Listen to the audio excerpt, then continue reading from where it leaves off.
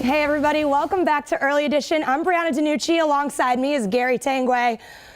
The Boston Celtics, okay? Yes, Bree, yes. No, Gary, listen.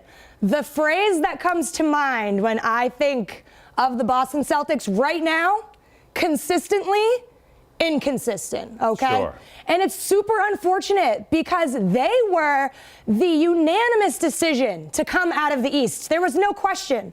They were coming out of the East. They were going to the finals without a doubt. Right. I mean, I picked them to go to the finals. I thought everyone did. Yeah, they'll go to the finals this year. And they wouldn't win, but then, right, you know, they would have a championship under the belt. They played the Eastern Conference Finals last year. They go to the finals this year, and then eventually they kick the door in against Golden State. I've never seen anything like it. I've never seen anything go this bad so unexpectedly. It's exactly, that's it, so unexpectedly. And I have literally a laundry list of things as to why I think it's gone and taken such a left turn. Right. But before I go off on a serious tangent, which I'm known to do, I'm going to send this question over to you first. Okay. Who or what is the reason for this? Like, just, is there a reason? Do you know? I mean, I put the blame on the young kids, to be honest with you. I mean, I put the blame, a couple of things. Okay. You know, a lot of people want to put it on Kyrie. I do not. I think that Tatum has underachieved. I think Jaylen Brown has underachieved. I mean, Jaylen Brown, he's not a rookie anymore. He's been around a little bit, okay? Tatum, I know. I mean, this is only his second year. But my God, guys, I mean, you got to step it up at some point in time. You can't sit there and go, oh, Kyrie's on the floor, I'm unhappy. You have an opportunity to really ball with this guy, and I don't think they've taken advantage of it, and I don't think they know. I think that they've been spoiled. I think Terry Rozier's the same way. I think Terry Rozier thinks that things are going to be better when I get my big contract. You know what? This year, guys, you have had a chance to get to the finals, which would have brought even more money to you. Right. So, and I also think, and I'm a Brad Stevens fan, and he should be the coach of this team for the foreseeable future. But I think his inexperience showed in dealing with superstars. Like too much controversy for him. Yeah, I mean, I just don't think he's ever had the chance to learn. Yeah. You know, like if you had a guy like Doc who played in the league, knew these guys, he could handle this. But Brad's coached, kids at the college ranks. Last year, he coached a bunch of, young kids who overachieved. Dealing with the Kyries of the world and getting him to mix in with all those other players, I don't think Brad has the experience for that. Okay, well. What do you got? What's on the list? Well, all right. What's like on I the said, I have list? a ton of things on the list. I'll narrow it down to like 2.5, 3, because I think my 2 and my 3 kind of go hand in hand. I'm going to say Irving is the number one issue. Oh, too easy. What do you mean too easy? Okay, listen. I'll tell you why. Tell me why. So, his attitude is 100% the mirror image of LeBron James, and it's sickening to me. He has been on a roller coaster ride this year for me, and I want to get off of this ride. I am nauseous.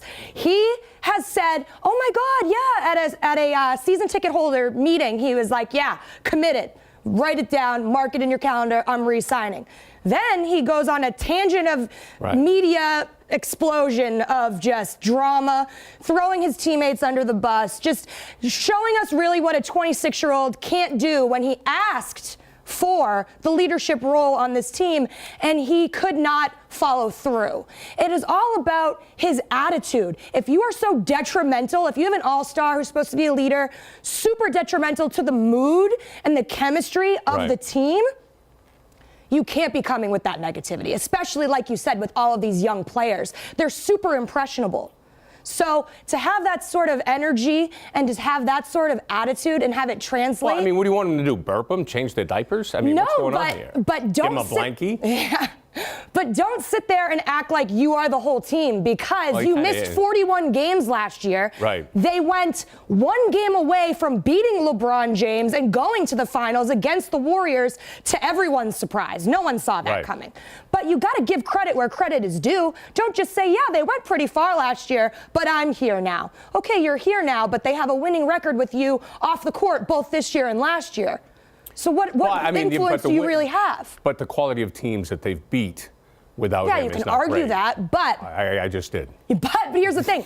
I don't need analytics or net ratings or whatever playing, sub 500 teams, because here's the thing. The Celtics are notorious for losing to sub 500 teams. They are very much a team that rises to their challenge and to the occasion of a better team. So the fact that they did beat those lower level teams without Kyrie Irving's help is actually an accomplishment in my book. See us rise.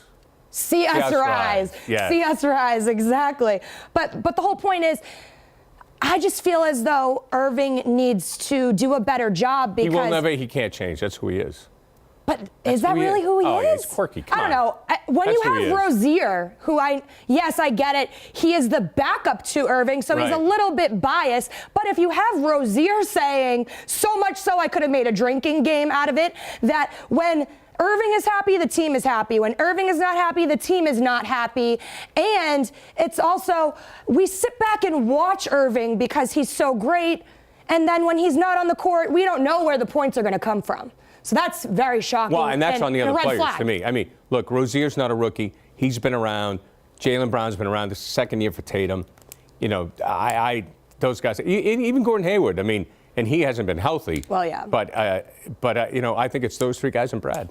Yeah, I mean, Lay off my man Kyrie. What else you got? fine. But and again, and then this is the second thing, which kind of goes hand in hand with the idea that there's just too much depth and not enough minutes to go around. I don't know if you can blame that on Brad. I will never speak ill of Brad. I'm not blaming Brad. But you also have to think of the fact that you gave these young guns, like we just said before, you gave these young guns a taste, right? Right. It's like you gave them candy, and now you're like, no more sugar for you.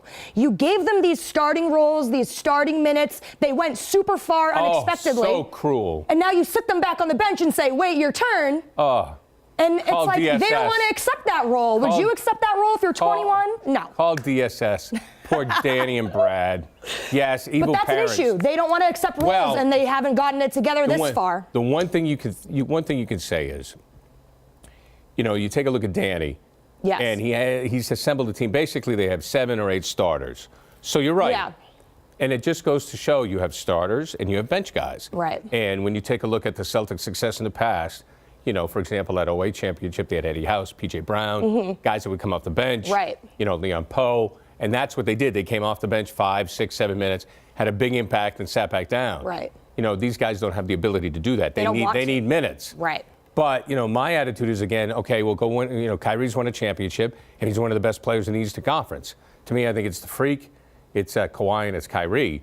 Out of the East, yeah. Yeah, in the East, and I don't think any of those guys. So, you got to get used to it, guys. The bottom line is it's been that they're going to regret this because it's been to the detriment of the team.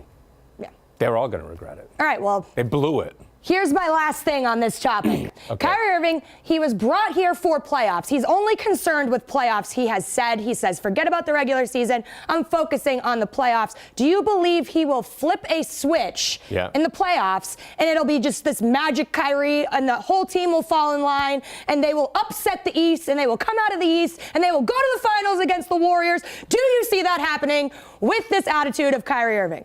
Half of it. I think he can do it. He'll raise his game. He'll be fine. Can the other guys do it with him? I doubt it. Yeah. So Kyrie can do it, but I don't know if Tatum can do it. I don't know if Brown can do it. I think Gordon Hayward is on the upswing. And I think Horford can definitely do it. Yes. But I don't think the entire team can do it. And I think that could be a problem. And it's frustrating because you saw glimpses of Irving being a team leader when his points were down. Right. But his assists were up. He actually has a career high in assists right now. He's averaging 7 a game, which is great. He needs to be more of a facilitator, and that's what a point guard is supposed to do. Well, You're some of the supposed guys to set need it to up. take more of a charge too. Tatum's averaging 19 a game. I think that when Kyrie's out, he should be putting up 30, and I think that he needs to be more selfish with the ball. Yeah. So which is it though? Is Kyrie's being selfish, or he doesn't have faith in the other guys to go hard to the basket? Well, it's not like he can be a James Harden and put the team on his back and get 50 a night and still win games. It's not going to happen with this dynamic. So, we're just going to have to see how it goes. There are 7 games left in the regular season.